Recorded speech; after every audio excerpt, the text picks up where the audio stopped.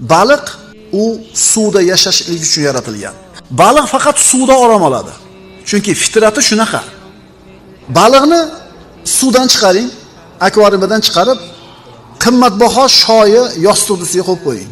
Eng oxirgi modeldagi yostiq bo'lsin. Eng qimmatbaho shoyidan bo'lgan bo'lsin. U baliq yostiqning ustida yayraydimi?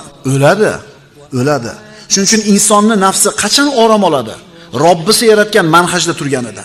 Alloh azza va jalla insonlarni bir fitrat ustida yaratdi. Shu fitratning egasi faqatgina Allohga yaqin bo'lishligi bilan saodat topadi. Fa aqim wajhaka lid-dini hanifa fitratallohi allati fataran-nasa alayha. Bas, ey Muhammad alayhisalom, o'zingizni doimo to'g'ri bo'lgan dinda, islomda tuting. Alloh insonlarni yaratgan tabiiy xilqatini saqlangiz.